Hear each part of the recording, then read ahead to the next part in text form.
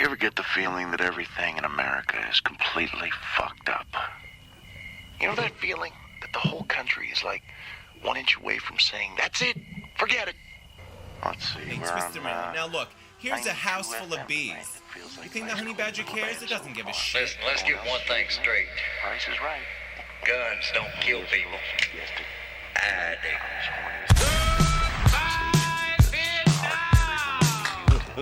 Wow. Thanks for that, Bill. Actually, give you a real answer to a question. Stand up in the crowd and you say, God bless you. God bless you. Bill of Rights. Thank God. I'm not ashamed to say I'm proud to be that. And I'm proud to admit on camera and on internet that I will never.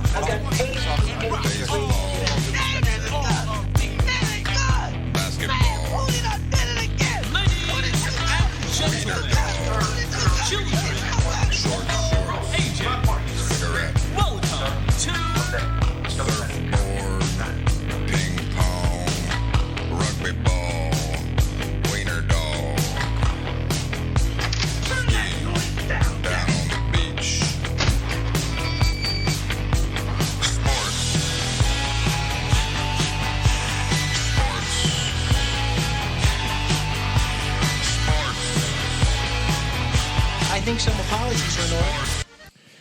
This is killing me because I know that song. Really? Yeah, I've definitely heard that before. It's a Swedish band. Yes.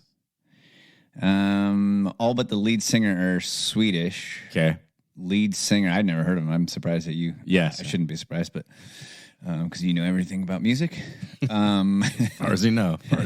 Sebastian Murphy. Sebastian Murphy. Okay, I wouldn't have got that name right, but I definitely know that song. Yeah. Viagra Boys. Viagra Boys. Yes. Okay, that I do know. Really? Okay, yeah. I figured I was going to talk about sports today. Okay. So it's appropriate. Thematic. It's probably the only thematic song I've ever done for the intro. Not bad. Yeah. So we did, we've had an ongoing segment about hot bumper sticker talk. Oh, yeah. Lately.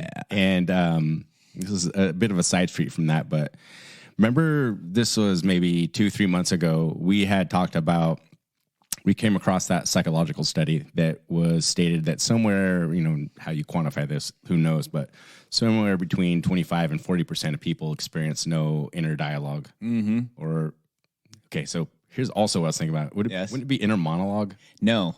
Okay. And that's because people do experience the inner monologue. Okay. Because that thing that you were talking about, what threw me at first, because I remember being like a little bit confused by it, because I thought you meant that most people are like Zen monks that don't have thoughts in their heads, but they all have a monologue. They don't. So do very dumb people, apparently. Well, no, because everyone has a monologue. They just don't have a dialogue. Is this one of those things where arguing? Where the very ends of the spectrum are eerily similar? Yes. So it's like you play that game, Rich Man, Poor Man. Like, how are they similar? Like, right. Let me think about it. Okay, a really rich guy and a really poor guy. Yeah. Has little to no keys in his pocket. Yeah. Neither one actually drives. Right. Yeah. Yes. Exactly. Because I was thinking about I was like, did that study say monologue or dialogue? I mean, technically, kind of, it's a monologue because it exists in your head and there's no other person. But the thoughts that I have in my head are a dialogue because it's always and very disturbing and extremely. You should hear the things that don't make it onto this podcast. But it's always a hypothetical conversation that I have with myself, like, well, what's the other side of that? Like, what's the argument against that? And back and forth. Right. And this is why. Well, yeah, and you could have a dialogue going on in your head and very easily be that insane person standing on the corner. As long as it's coming out loud. Yes.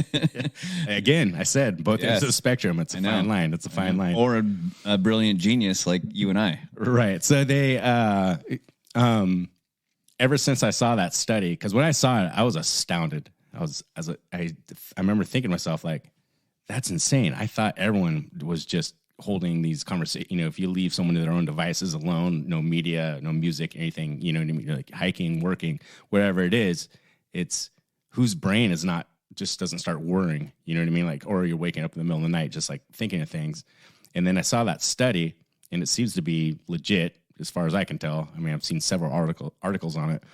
And then like shattered my perception of the people around me. Yeah. Because now I'm like, or talking to people explained a lot. Yeah, right, exactly. And I should definitely qualify this as saying, I don't mean this, like in a mean-spirited way, like it means you're dumb or whatever. Like as some people, like you said, like some people might just be so at peace with themselves. Like I'm fine with the way with the world is, and one would even argue that they have a more blissful experience going through life, just not thinking about anything. A couple of people that I'm thinking of who definitely fall into this category are some of the nicest, most at peace, never upset people I came upon the same realization. I'm like, yeah, I don't think that guy has any internal monologue or dialogue. Yeah. And I was like, but man, just happy, the nicest person to be around. And just, I don't worry about stuff, Want to talk about the Warriors? You know what I mean? Like that's what will happen. Maybe there's a direct correlation with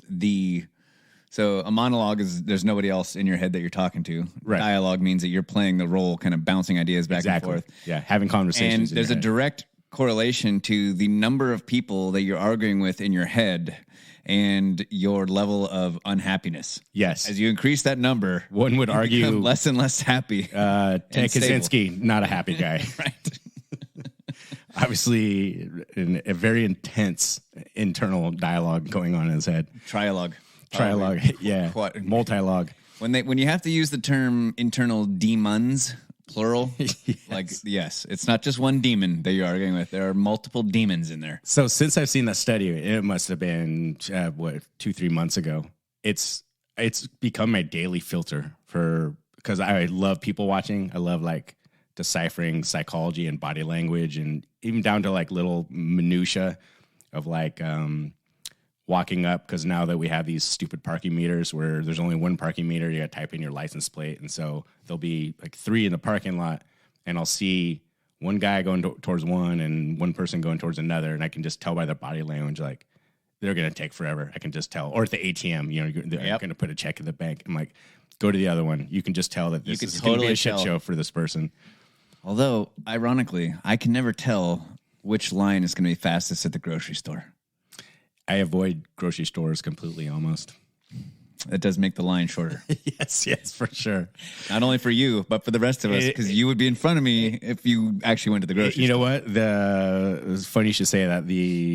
Your quip there about the grocery store line, and I'm saying just don't go to the grocery store. I was listening to a podcast about self-sufficiency, and they were extrapolating metaphors from there, saying, with whatever you can do, and I'm a huge believer in this philosophy, with everything, I don't have the resources or the means to completely go off the grid, right? Which is something I would love to do if I could do that. But always take steps towards that in little ways. Ironic that it takes resources to go off the grid. Yes, exactly. Homesteading is a lot of work. Dude, that's another one of those dichotomies. Yes. Like a homeless person is off the grid. Yeah. And so is someone that can actually afford what it takes. Absolutely. We're just doing some math here today. And a thought occurred to me is that, 20 years ago, maybe, I decided, like, eliminate as many middlemen in your life as possible. I mean, probably before that, just becoming a spiteful punk rocker at the age of 11 or whatever. Just, I'm not going to trust anyone, and I'm going to trust my friends, and we're going to do everything, the whole DIY ethic. We're going to have our own record label, or put out our own recordings, book our own tours. Like, we're not going to rely on these bigger systems in any way that you can. And then you get sucked in, and then you pull yourself back out. But as it pertains to the issue on this podcast, which was homesteading, is, start out by making a garden. Like, even if your wife, this is not hypothetical, is not a complete wingnut like you are, like, the benefits is, like, why don't we have our own vegetables? Like, it's more cost efficient. We know exactly what we're feeding our family. We're not worried about, like, weird GMOs and now RNA technology in our vegetables. And a phrase like popped into my head, and I'm not sure why, but these people are saying they're doing it to buck the system, right? Like, we're trying to get rid of the system. And he goes, you know what, there's ways you can do this, and this might dovetail into an event like maybe like a January 6th, for example, which was entirely unproductive and was way destructive towards the movement that tried to spring that thing off. It's like, you can possibly derail the train by throwing yourself on the tracks and upset its schedule for the day, but it's going to keep moving. Figure out how to get off the tracks entirely. That's what you want to do. I was thinking of that while I was listening to this podcast. I was like, yeah, that's kind of with everything you do. So trying to grow my own vegetables. We got chickens coming. We haven't had chickens for the first time in my life in quite some time since we bought this new house. But even little stuff like doing work trades, for example, which is something that you and I have always talked about before. Keep your circle as tight as possible. And if you don't have the means to, I don't know, have your own cattle, for example, always buy local. Source your food locally. Go to your farmer's market, for example. So I don't know how we got onto this topic. Yeah, I don't know either. I don't care. It's a good topic. Yes. So I think I might, now that my TV just sits on the wall, big dark box, big empty box, there's no Tucker to watch anymore. I'm thinking I might subscribe to the Blaze, Glenn Beck's show or network, right? And what's gotten me to want to actually pull the trigger. It's not very expensive, $5 a month, not bad. And he is doing a thing tonight about he's fed up with, innocent people going to jail, guilty people running free. By guilty people, I'm talking about. It's an interesting Hillary model. Clinton level, yes, guilty people. And tonight he was going to actually say, like, this is what we need to do, and he's building it up all week. Like a just brilliant, like a talented radio guy does. Yeah. Unlike us, who can never remember to promote our own show, right? Glenn Beck is an expert at that, and I'm on board. I'm like, okay, I got to hear it. I'm going to subscribe to the Blaze and watch it tonight. But I don't think he's going to say anything about homesteading or going off the grid. I think it's going to be more about like turning the ship around.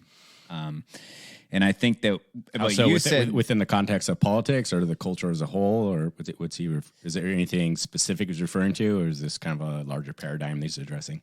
I believe it's a larger paradigm, but what brought it up was he was talking about that guy, Douglas, no, that's the general.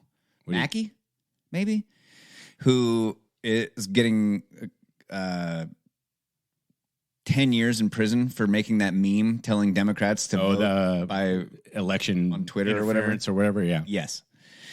And then the actual, legitimate election interference that happened that was just exposed in the Durham files is going totally unpunished, of course. So he was saying, I'm sick of this and we have to do something about it. And here's what we're going to do. I'm going to tell you at 8:00 tonight on the show. Not that I want to do a deep dive on the Durham report, because that fatigue that I explained, that I experience when it's just like everything all the time. Yeah, I did think of a few interesting things. I was talking to my buddy at work today, and we ended up. How dare you? Shit, wrong button. You meant this one. I am so sick of these warmongering pedophiles. Yes, I did actually. No, where is it? Where's the beer? There it is. Hold on a sec. I'm going to get me a beer. Is to listen to the details of the Durham report, which I actually heard, and I kind of marginally care about this stuff because, and I'm even, there's an increasing disinterest that I experience, especially when it's just like everything all the time. It's like every podcast, that I was checking out was hitting on it. And you can only be fooled so many times. Right. And this is it. This is a big one. Yeah. And because we experienced the other side of the coin, what do we have? 2 years of Adam Schiff, and Rachel Maddow started out every show like, okay, this is it.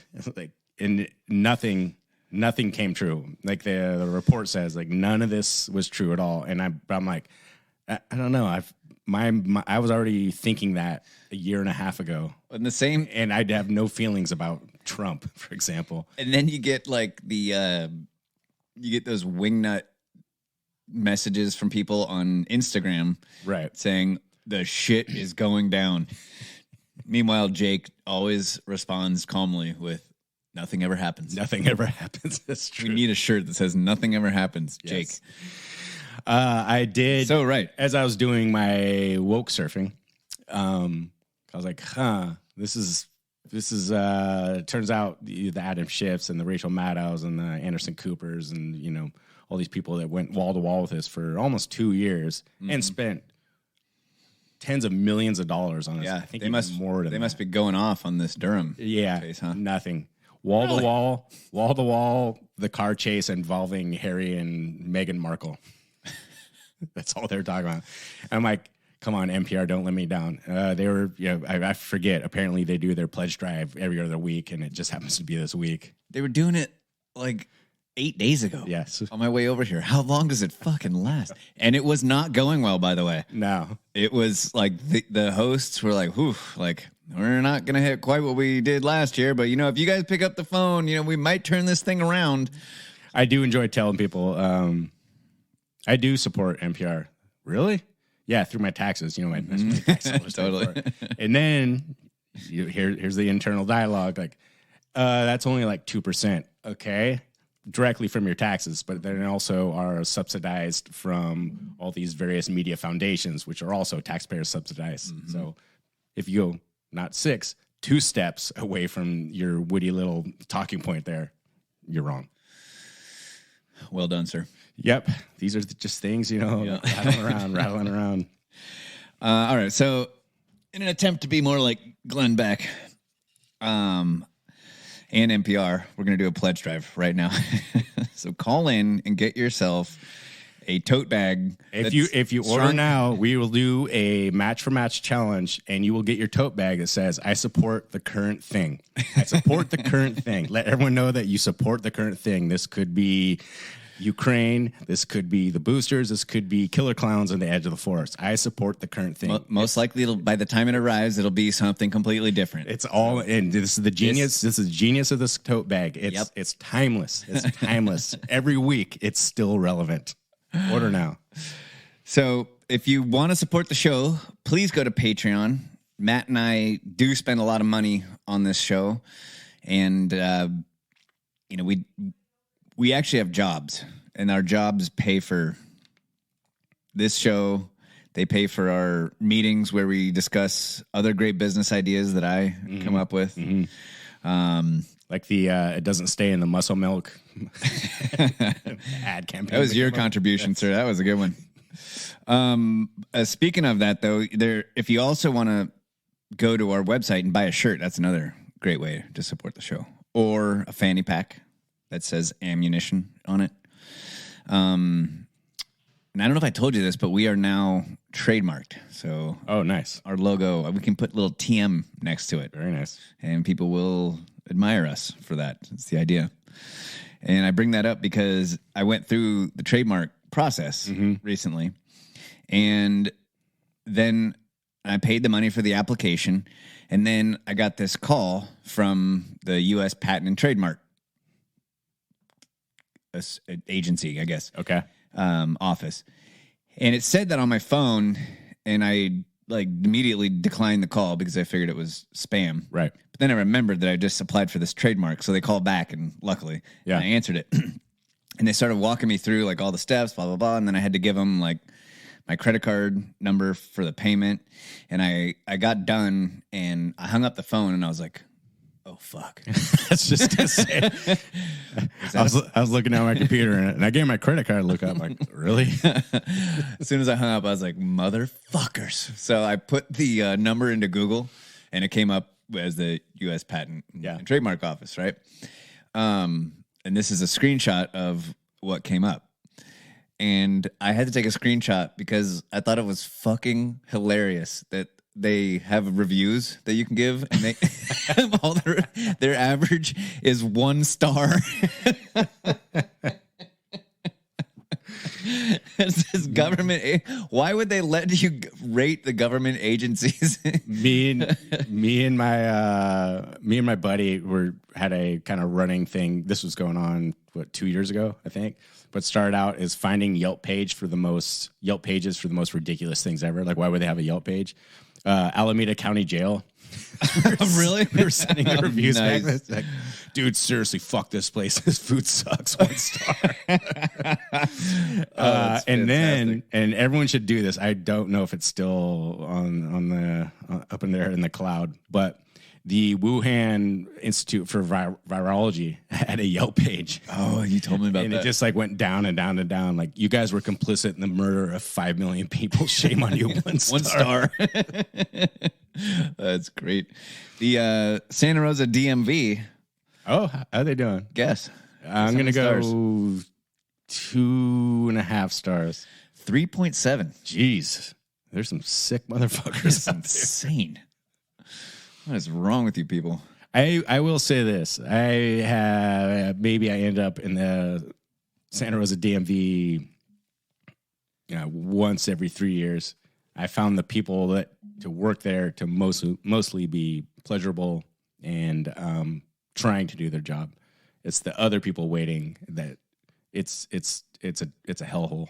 I told you that when I went And the body odor in that place. I don't know what it is about people that enter the DMV that don't bathe on a regular basis, but there seems to be that Venn diagram. There's some weird overlap. Well, you think about it, like everybody does everything within their power not to go to the DMV. Right.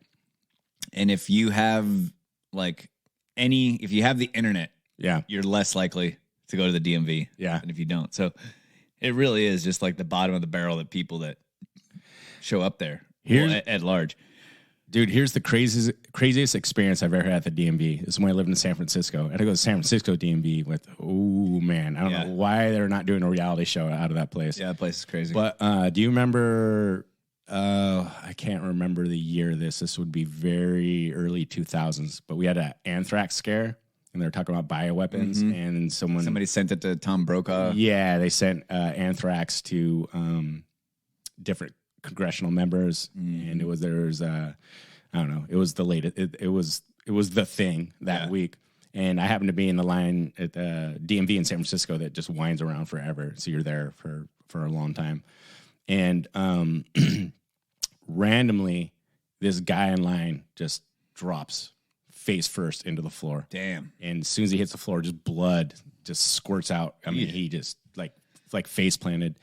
And then the girl at the time, I didn't know this, who was squeamish to the sight of blood. She passed out straight face first into the ground. And then everyone would jump on the ground. I remember thinking oh shit, is this the thing I've been hearing about? It wasn't, thankfully. How deadly is anthrax? Is it really that bad? I don't know. I don't think so.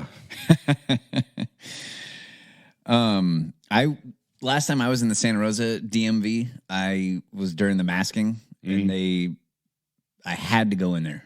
There's just some things that you can't do. I think I had to get a real ID or something so that I could more easily buy ammo.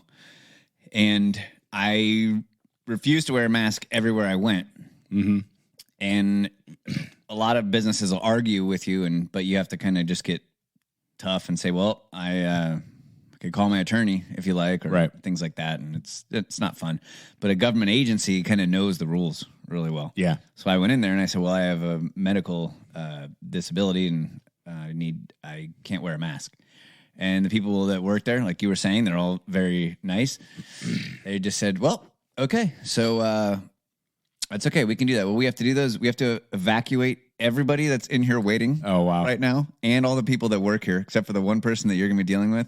They have to go outside while you do your thing at the kiosk. And but we're totally happy to accommodate you, sir. And I was just like, well played. You got me. Oh man, if you had 3 beers and you're like, sounds good. Sounds good. Sounds good. Kind of was looking forward to having this place to myself, to be honest with you. Always been a dream of mine. That I've been thinking about the appeal to authority, and are you familiar with the Milgram Experiment at all? Most people are. This is the one conducted by a scientist out of Yale named Stanley Milgram. And this was done in, I think, 1961. And this was right on the heels of, what was his name? Adolf Eichmann, Nazi war criminal. His trial had begun. And so this psychologist, Stanley Milgram out of Yale, decided they were trying to solve they were just doing their job kind of quandary, right? Of like, is that a legitimate excuse? Like, do people, and because I thought about that within the context of today and like the COVID stuff, for example, when people go, the follow the science. Very common defense, by the way. Right. Yeah. And Today. Yeah, absolutely. I think follow the science is definitely in the same category as that. And they had talked about, they had brought, the basics of the study. They took, I didn't know they studied something like 45 people. It's one of those like paid studies. We'll give you $10. You come in here, and much like the MK Ultra programs, like, hey, we're going to blast you with LSD and give you $10. And, some random college student says like, yep, sounds good. And so they got people, and what he did, they had rigged up this room with one of those, was it a one-way? Oh, I know. Yeah, where they would shock people. Right. And then, and the people taking part in the study had access to dials, which they were told it was the amount of voltage that they were giving this patient on the other side of this mirror or this window. And they were like, that person can't see you. And, you go up to so many volts. I think 450 was considered lethal at that time. And they had it crept up. And the whole, the dial was attached to nothing. And the person on the other side was an actor. Had privy to the information of like what the dial was at. And they acted out like what they would assume to be. And then the dial was just like a rod that went through the wall with a pointer on it. So he could just see how they were turning. Yeah. And so very simple and low budget experiment. And they wanted to try to dig a little deeper into like what makes people just follow orders, or like it's coming from authority. So just do it, even though it's terrible. And it's somewhere between 65 and 68% of the people had no problem, or they had problems with it. Like, you sure? Like, I don't feel good about this. And they go like, just continue the study. Just continue the study. They stop for, I just like can't do this. Like, no, this is for science. We're trying to solve this thing. And, 450s lethal, like put it up to 450, see what happens. Yeah. They were more afraid of disappointing the person in the lab coat, the authority, than they were electrocuting someone in the other room. Or going against authority. You had someone in authority saying like, kill this person. You're like, well, they must know what they're doing. They're in authority. I had a boss one time tell me that he thought that most people who cheated on their spouses did so because they were afraid of disappointing the person with whom they were cheating. And I thought he was crazy, but when he told me that, but as my life has gone on, I can see how it's kind of that similar thing where you're in the situation with this person right in front of you. Right. You're more afraid of disappointing them than you are of cheating on your spouse. Yeah. I think he was right. Could be a similar psychology. What stood out to me, though, is that number is that somewhere between 65 and 68% of the people had no problem turning the dial up to 450 volts. And zero problem, you mean? Yeah. Or they had some problem, some pushback, but ultimately they did it. Yeah. Right? What percent were just like, sure, woo, like, take that, fucker. Can I do this more than once? You can keep the money. Is that number... I'm like, that's roughly the same amount of people, I mean, as far as we know, that took the shot for COVID. Yeah, I mean, that roughly the same. I'd be shocked if it wasn't. Yeah. Right? It seems like the exact same. It was the same mentality. Exactly. When you think about it, yeah. Yeah, I would be shocked if it wasn't exactly the same. Yeah. You know what is encouraging about that study, though, is that there were people who resisted. There was. And just said no. And they were in a minority. Yeah, so big time. In this study, he was saying, and there's somewhere a gap, but Stan Milgram in his conclusion said, I think only about 20% of people have the ability to truly like think for themselves and to push back against authority and say like, no, I'm not doing this. I'm not going to do it. So there's a gap between 68% and 20%, whatever it is. And I don't know. I didn't look too far into the numbers, but the more I thought about that is that rings true to me when I think about everyone that I know. And that was played out in spades during the COVID pandemic, because even the people I thought, like, we're all free thinkers, right? We all grew up like, fuck authority, all this, and there's like, nope, not all that's of out us. the window. Yeah. All that's out the window. This is different. I don't know. I thought it was interesting. Well, we've talked about it before, how it's just built into our DNA to be part of a group, because being on our own is not an option. Yeah. You're vulnerable. You're so vulnerable when you're by yourself. I had a long talk. We had my in-laws had some guests in town, and the guy, it was a couple. The guy was one of the more interesting people I've ever met in my life. But we had a long talk about stuff like that, and we ended up talking about Sebastian Junger's Tribe, which basically explains what you're just talking about right there. Yeah, and his eyes lit up. He's like, "Oh, do you have that book?" I was like, "I do, actually. Like, let me go back and see if I can find it for you." And this guy was obviously I didn't give it to him.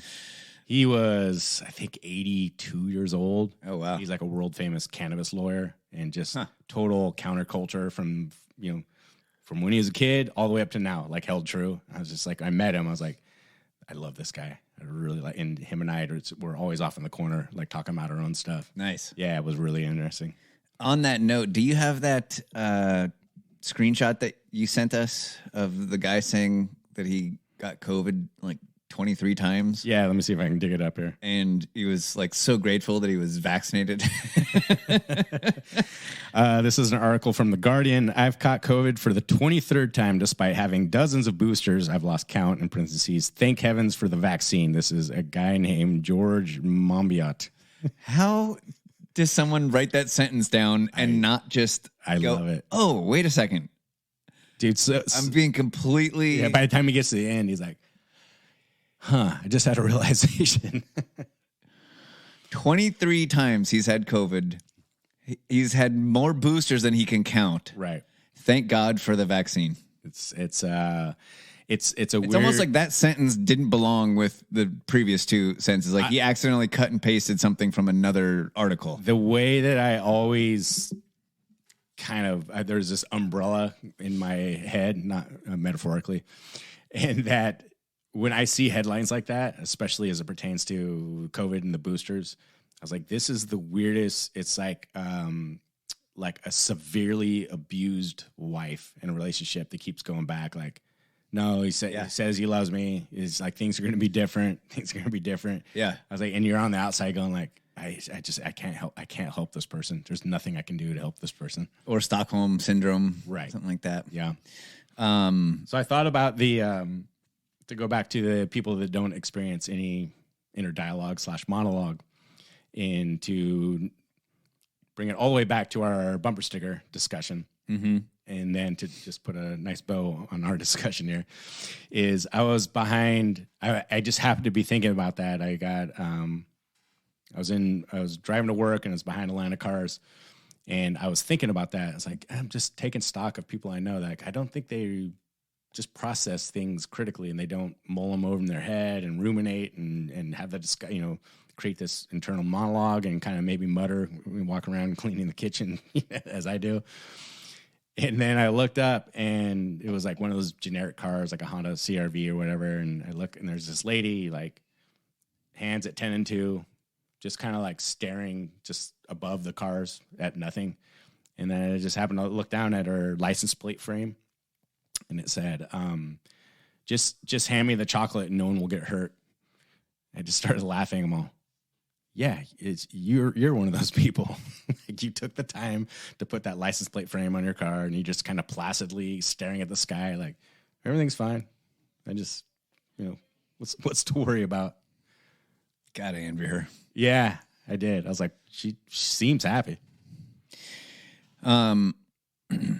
Would you say that the COVID pandemic, air quotes, the vaccine push and all that is over? We've moved on as a society from that?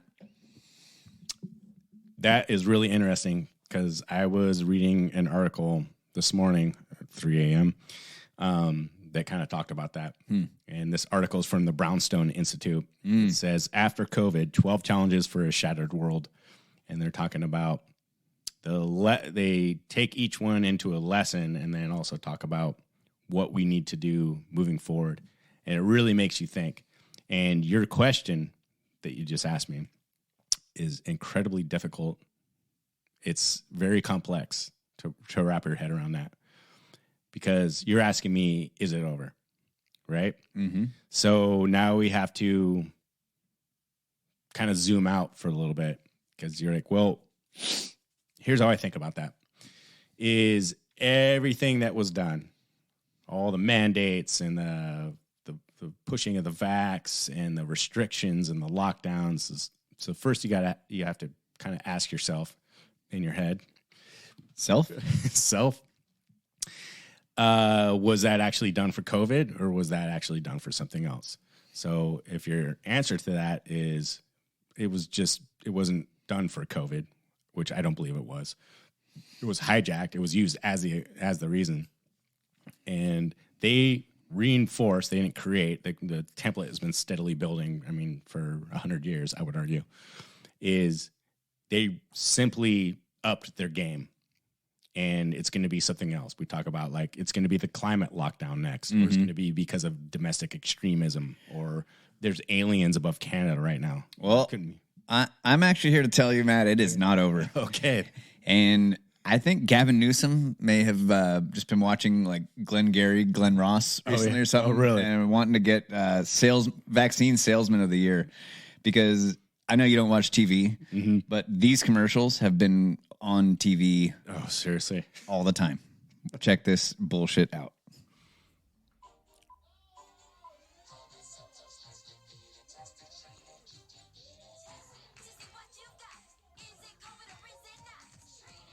You have to be kidding me. It's fat people dancing. Yeah, why is everyone in this video fat? Because it's okay to be fat, and that's not the reason that you die from COVID. Man, that chick is a whale.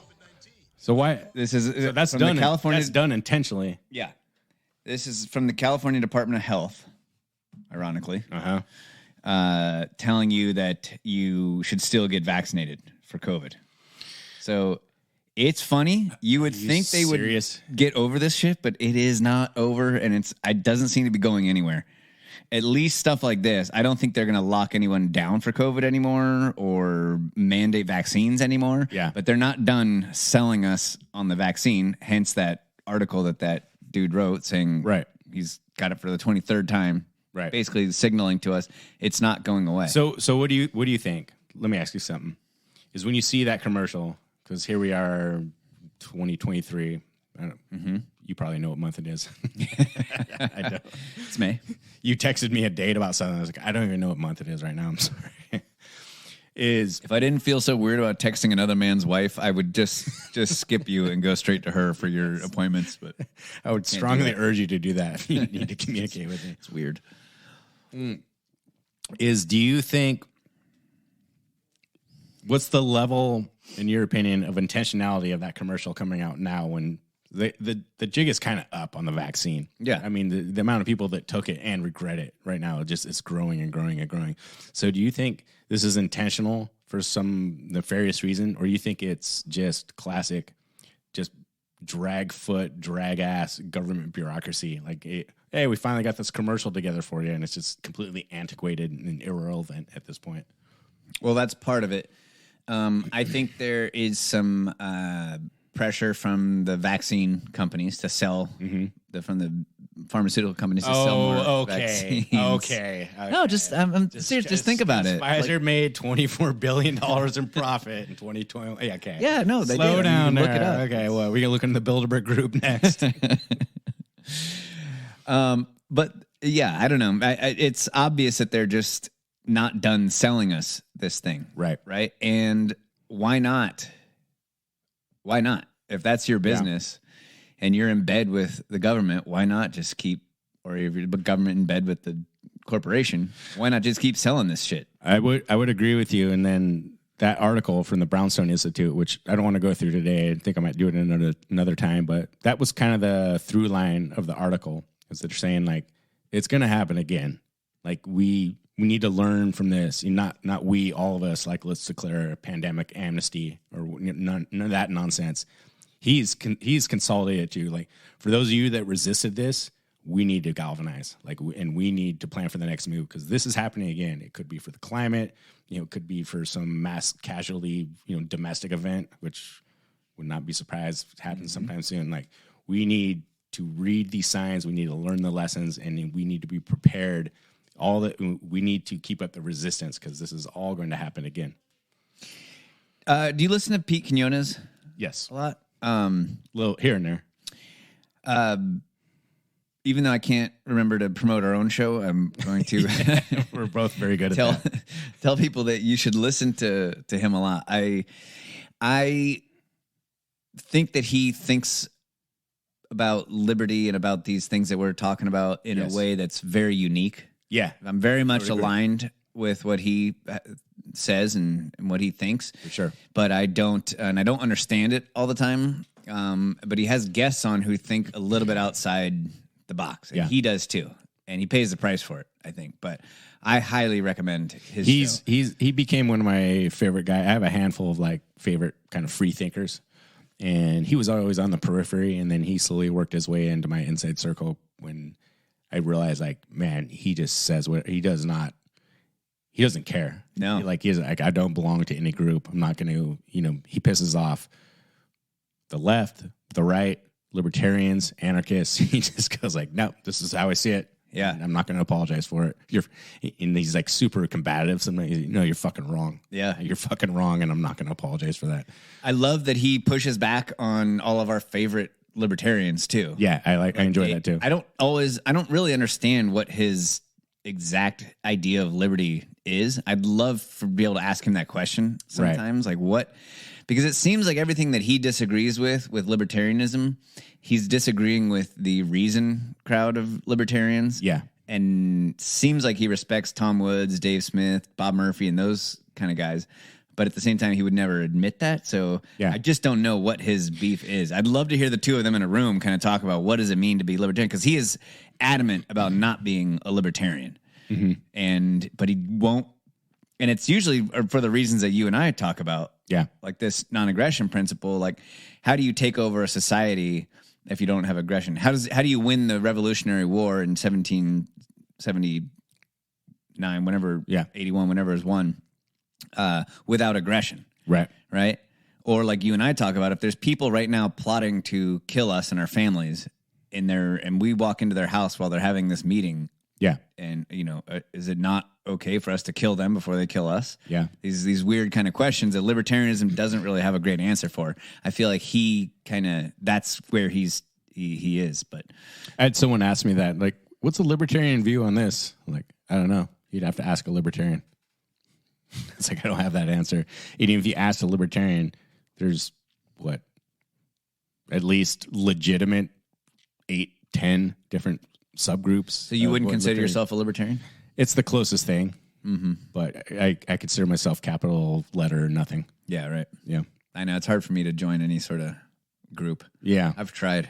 I also think that the reason why I appreciate someone like Pete Quinones is that if I had a podcast or an author, or I read a lot of stuff on like Substack, and if I were to ever follow someone's work, there's I have my handful of favorites, but if I ever found myself like, I agree 100% with everything they say all the time, I would realize like I'm falling short of critical thinking. Like, what are the chances of that? Red flags start going up. Yeah, like what are the chances that you found this, someone else in the universe that just gets it totally right for the way that you see things? Yep. Dave Smith was probably the closest to that for me, but I even ran into a little bit of a... Yeah, what was that? Because you told me about that, and I didn't. I went back and listened to that episode. I didn't quite catch it. I want to come back to this. Okay. The guest on Pete Quinones' show and the Brownstone article and Glenn Beck, but I will answer that. So he was talking about immigration. And it wasn't a big disagreement. Okay, I did listen to this. I usually am like totally locked in. But he and Robbie were saying that if you make the argument that immigrants are coming here and they're taking our jobs, and so that's a reason why we shouldn't have immigrants just coming in to the country, then you're off base. Okay, I don't believe the premise, but I don't think that's exactly right, because while immigrants do create, more jobs by creating more demand because there's more people living here, there's more houses being built and all that. Illegal immigration does put downward pressure on wages. And even Thomas Sowell, who I was listening to recently, would say that it also, yes, it doesn't necessarily take jobs, but it will put the pressure on Native Americans, not like Indians, but the people that already live in America, to go on to welfare, to take unemployment, to not look for jobs, because there's all this low pressure on wages. So people that are near the bottom, it does, in a sense, take their jobs.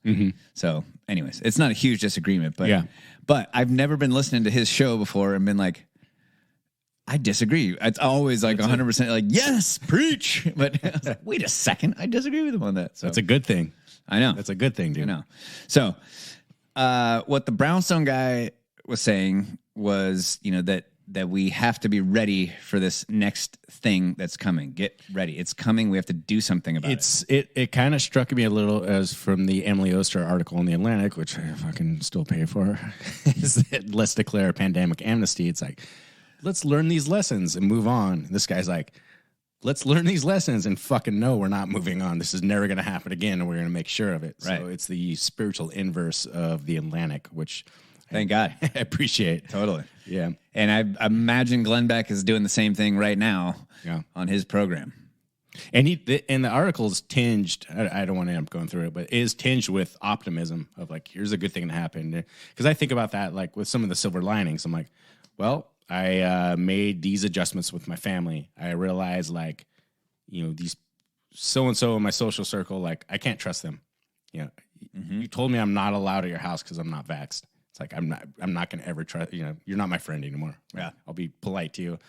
You realize the importance of having the real friends, your community, of being self-sufficient, of being healthy, all these things. I would try to think about the silver linings of it. Yeah. Because you got to balance it. I just don't want to dwell on just negative stuff all the time. Of course. Like it'll make you insane. Yeah. This article bad for you. does a good job of like, here's the optimistic part. And, they break it into these 12 steps. Oh, cool. And then he goes, here's a good thing, that happened. However, moving forward, like we got to make sure this never happens again. So one of the things that Pete and his guests were talking about the other day, Andrew Pierce, I believe his name was how do you get to this place where the left is not destroying your culture? Because that's what they're doing. That's what they've always done. And every organization, if it's not explicitly anti-left, is slowly moving left. Right. Without you noticing it, but eventually you realize, oh my God, this is a mess. And they ruin everything, right? And they brought up the point that there was no left for like 1,000 years in human history during this one period of time recently. So here, I'll just say it in their own words. Why would they want to sabotage, the Catholic Church like that? Well, I if did you listen look to at, ask yourself, where was the left for 1,000 fucking years? It's like, where did they go? It's like they're there at the end of Rome. You see all the transgenderism. You see all of the gay shit. You see all of the societal decay. You see that the people writing letters to each other saying, I want to come visit you, but the roads aren't safe this time of year, so I'm not going to go visit you. And you see all of that shit. And then somewhere around like 800, all of that disappears. Isn't that fascinating? Yeah. And so it makes me think like, well, yeah, where did they go? And the answer is that the society, for one reason or another, just put an end to that shit. More likely than not, it was dealt with force. Right. Maybe even, dare I say, aggression. Is that right or wrong? I mean, you could debate that, but it is a society without the left is preferable in my mind, at least unless you're sacrificing all of the culture anyways to get rid of it. Yeah. You know, like cutting your nose off in spite of your face. But it does seem to me like there is hope and there's a reason to, you know, not just put your head in the sand, but instead to, you know, try to do something about what's going on. And I don't know what that is. I look forward to hearing you talk about that article and hearing what Glenn Beck has to say. Yeah. What do we think of Elon Musk? You caught me at a weird time here. I am becoming increasingly,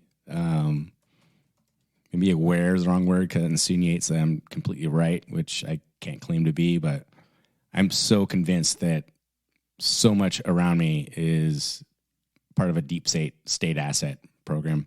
Because we were talking about Dylan Mulvaney on the Bud Light, and I was saying like I don't pay attention to this shit. And I was having a discussion with a friend, and then it was like Ford just had a commercial that had a Ford, Ford Tough, Ford Country, remember the commercials from the 90s or whatever. And they just had a Ford Raptor commercial, which is like man's truck, and the thing busted out of the mud, like painted like a rainbow flag. And so it's like they did the thing. And then Target put up all the rainbow trans shirts. I don't know what you even call it. And when I see these things, and we talked about this, and Miller Lite did their feminism commercial. Wasn't really even a Pride Month thing, right? Right. And I don't have any thoughts about that stuff. Like, if that's what you want to do with your brand, like, fine with me. I happen to not shop at Target, drive a Ford, drink Miller Lite, drink Bud Light. I don't care about these. Going back to our earlier discussions, like I try to do the local thing. But it's strikingly obvious that all these things are being done in synchrony. They're being done together, which means that there is a larger agenda. And I do believe that is coming from the deep state somehow to create division. I mean, the whole phrase "go woke, go broke" is not.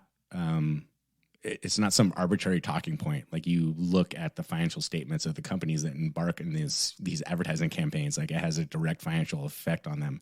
And my wild assumption is that these companies want to make money, and you're purposefully doing something that is making you lose money.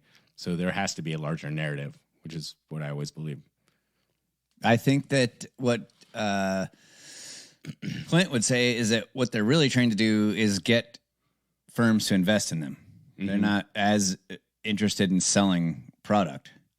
I mean, they have to sell product, but what they're doing with all this woke shit is trying to improve their ESG score. Yeah, to get BlackRock to buy their stock. That's a very good line of thinking right there. Yeah. Now, it doesn't work. I mean, Bud Light might just fucking totally tank to a point where no one's going to want to buy their stock, or where they have to actually go bankrupt. It could go that far. Right. It doesn't seem like it's going to, but it could. But what's surprising is that then the very next day, Miller Lite comes out and does this equally offensive commercial that's not feminist. It's very anti-female. Yeah. Not offensive, but polarizing. Like, obviously divisive, you could say. If I was a woman who liked wearing a bikini at the beach, I'd be offended by that commercial, because that commercial is basically saying the only reason you're in a bikini is because men put you in that bikini. Right. You have no agency of your own. You're just a poor little woman who can't, it's offensive. So this is so funny. I'm glad that you saw that angle, because this goes back to what we were talking about 2 episodes ago with the bigotry of low expectations. Mm-hmm. It's like you only think that way because, you're being told to think like you're operating off the assumption that these people can't think for themselves. Yes. That is wildly offensive to me. Yes. It's the white woman in the suburbs, screeching about like, this is what we need to do for these poor, immigrants or minorities or, marginalized classes. It's like, can they not speak their own voice? It's like, no, they can't. They need people like me. Like, do you realize like how fucking bigoted that is to think that way? I mean, we know that they are bigots and they are racists. Yeah. We see Absolutely. it, but they are telling you that they're not. And like the 60% of people that are willing to electrocute the guy in the next room, they hear that they're not they hear that NBC telling them that they are not racist and that you are, and they just kind of go, okay. I don't think these people actually, the vast majority of these people, I don't think they actually believe it. It's virtue signaling, and it's how Marxism works. They're just like, I just need the light not shown on me. It's like, I know that I'm part of that, whatever the group that's kind of being targeted at, or kind of being targeted. So I need to deflect that and be like this overly emphasized, overly vocal voice. I don't know, dude. I mean, I think some people are the true believers, as they call it. My Uncle Jim told me a couple years ago that he realized that he was racist and he needed to work on his own like racism that he didn't realize he had, but he now realizes he has it. I'm just like, are you fucking kidding me? You of all people? Right. Dude. So I don't know if I agree with you. I think they do believe it. I think they believe what they're told to believe, just like the people that turn up the dial to electrocute that guy. Yeah. I think that they believe that I think there's a certain amount of people that just buy into the narrative and apply the template to themselves without thinking about it. So what do we think of Elon Musk? Okay. That was the question. Yes. Because I don't know what to think. I go back and forth on that guy. Yeah. One day I'm like stoked, and the next day I'm like terrified of the guy, and then I'm sad that he's not who he said he was, and then the next day like he's back up in my good graces again. I go back and forth. I will say what I like about Elon Musk is that he is very much enthusiastic about free speech and free expression. That's being played out in a very limited way on Twitter, I'd say. When he gets into the minutia of it and saying freedom of speech, but not freedom of reach. You're shadow banning accounts, and still not letting a lot of different people on. It was a step in the right direction, but for the people that were celebrating it and going like, "Oh, our Lord and Savior is here," it's like, no, he's not. He's also very much for transhumanism and the Fourth Industrial Revolution, which is the goal of the World Economic Forum right now. I mean, he's very, very much aligned with their agenda. He's also very skeptical of AI and fearful of AI. See, now I'm back. I agree with him. Yeah. I'm very skeptical of AI. So, just as we were saying before, I never see anyone going like, "That's it. That's our guy. That's our guy." Like, he's got some things that I'm with him on, and a lot of other things that I'm definitely not on. Did you hear what he had to say about the concept of one world government? No. What would you guess? If he's in on the Fourth Industrial Revolution, I'm going to say that he might be a fan. That's a guess. One thing I should say, and I know this is called the World Government Summit, but I think we should be maybe a little bit concerned about actually becoming too much of a single world government. Oh?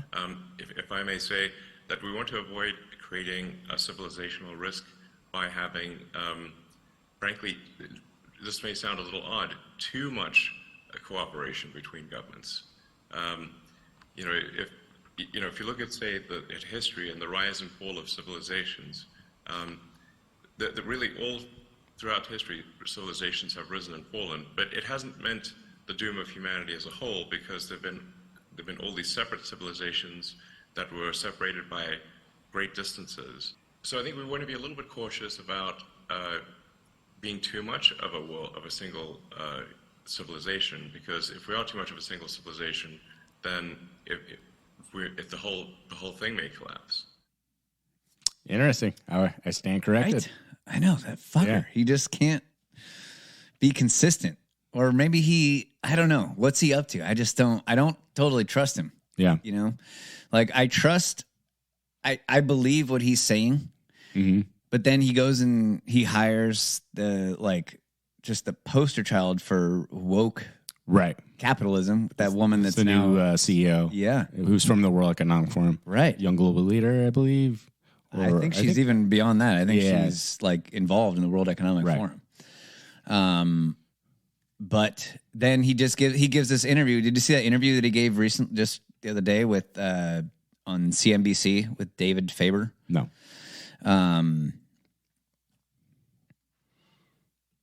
Let's talk a bit about your tweets, because it comes up a lot. Even today, it came up in anticipation of this. I mean, you do some tweets that seem to be, or at least give support to some who would call others conspiracy theories. Well, yes, but I mean, honestly, some of these conspiracy theories have turned out to be true. Which ones? Well, like the Hunter Biden laptop. That's true. Yeah. Yeah. So, that was a pretty big deal. There was Twitter and others engaged in active suppression of information that was relevant to the public. That's a terrible thing. Which is another that's conspiracy like theory. Mm-hmm. But how do you make a choice? You don't see. I mean, in terms of when you're going to engage. I mean, for example, even today, Elon, you tweeted this thing about George Soros. Well, I'm looking for it because I want to make sure I quote it properly. Elon's body language here is just like, you basically. It reminds me of my Magneto. It's like, calm down, people. This is not like made a case out of it. You also you said he wants to erode the very fabric of civilization, and Soros hates humanity. Like, when you do something like that, do you I think that's true. That's my opinion. What do you get wrong? But why share Exactly. it? Why share it? Especially, why share it when people who buy Teslas may not agree with you? Advertisers on Twitter may not agree with you. He asked him, why share it? And Elon looked at him why like, not just what? say, hey, I think this. You can tell me. We can talk about it over there. You can tell your friends. But why share it widely? I mean, this is freedom of speech. I'm allowed to say what I want. You absolutely are. But I'm trying to understand why you do, because you have to know it's got it puts you in the middle of the partisan divide in the country. It makes you a lightning rod for criticism. Why are you going against the narrative? Do you like that? Do you like people it? today saying he's an anti-Semite. I don't think you are. No, I'm definitely. I'm like a pro-Semite, if anything. I believe that probably is the case. Yes. But why would you even introduce the idea then that would be the case? I mean, look, we don't want to make this a George Soros interview. No, God, no. I don't want to at all. But what I'm trying even came up though in the annual meeting. I mean, do your tweets hurt the company? Are there Tesla owners who say, I don't agree with his political position and I know it because he shares so much of it? Or are there advertisers on Twitter that Linda Yaccarino will come and say, you got to stop, man. I can't get these ads because of some of the things you tweet.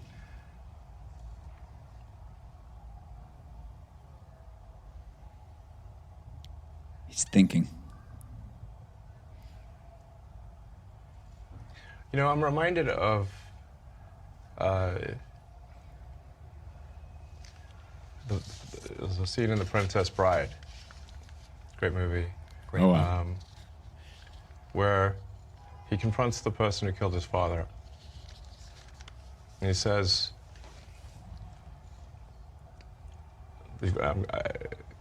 offer me money. Offer me power. I don't care. So you just don't care.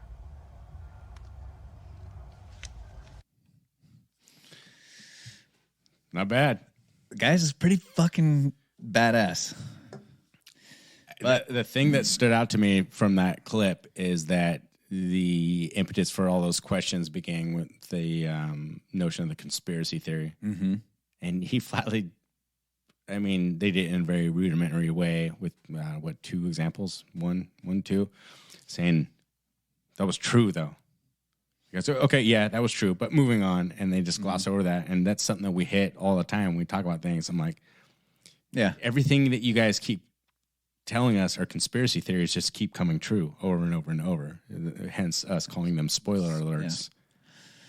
Yeah. And so now this week, I support the current thing. This week, your jihad is this, and I just feel like we're always on the sidelines going like, that's probably not true either. Or there's probably this. Like, have you picked up yet on the idea that we don't listen to people like you?